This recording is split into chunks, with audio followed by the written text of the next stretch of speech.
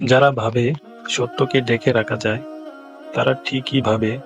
যারা ভাবে রং চড়িয়ে, সাজিয়ে, গুছিয়ে মিথ্যেকে সত্যি বানানো যায়, তাদের ভাবনা ঠিক। যারা ভাবে স্বার্থপর লোকদের পকেটের টাকা গুঁজে দিয়ে সত্যের পথে থাকা মানুষদের দাবিয়ে রাখা যায়, হেনস্থা করা যায় বা সর্বশান্ত করা যায়, তারাও খুব একটা ভুল কিছু ভাবে না। কিন্তু যারা ভাবে সারা জীবন একতরফা ভাবে এই কুকীর্তি চালিয়ে যাওয়া যায়, একমাত্র তাদের ধারণাই ভুল।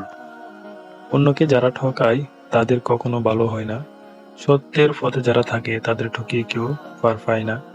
কিছু কিছু লোক কোনো কারণ ছাড়া অন্যের ক্ষতি করে বেড়ায়। কারোর ভালো এরা সহ্য করতে পারে না। কারোর ভালো দেখলেই এরা তার ক্ষতি করার চেষ্টায় হাত ধুয়ে পেছনে লেগে যায়।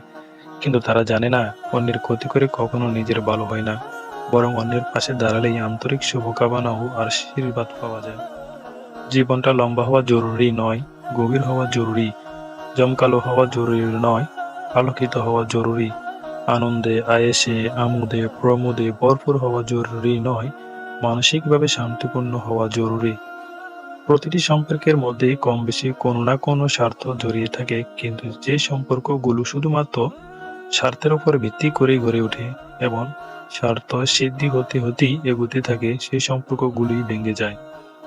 আমরা কখনো কখনো ধাক্কা খাই, বলি অমুক লোক আমাকে ঠকালো, বা অমুক আমাকে ঠিকঠাক চিনল না, বা ভুল বুঝলো, বা অপমান করলো, ইত্যাদি ইত্যাদি। কিন্তু ভালো করে ভেবে দেখি না, যাদের আমরা চিনতে ভুল করি বা অযোগ্য লোককে যখন বেশি গুরুত্ব দিয়ে দিই, একমাত্র তখনই কিন্তু আমাদের ধাক্কা খেতে হয়।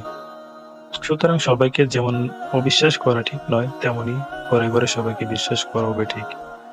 কিছু লোক চলে গেলে ভালো লাগে, আবার কিছু লোক চলে গেলে পাগল পাগল লাগে না।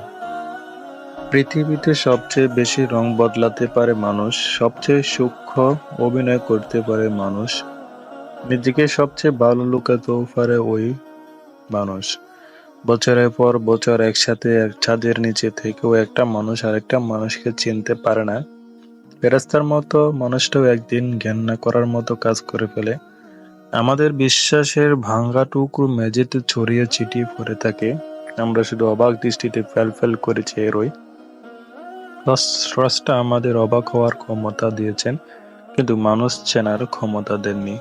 আমরা তাই প্রতিনিয়ত শুধু অবাক হই, একবার দুইবার অনেকবার।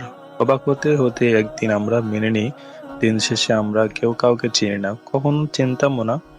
এই ছোট্ট জীবনটাতে যে মানুষটাকে চিনি, জানি, শ্রদ্ধা করি, ভালোবাসি, মায়া করি, সে আসলে সত্যি সত্যি অমর না। একনিষ্ঠ সত্যিটা জেনে যাওয়ার পর থেকেই আমি মানুষকে ভয় পাই, ভীষণ ভয় পাই।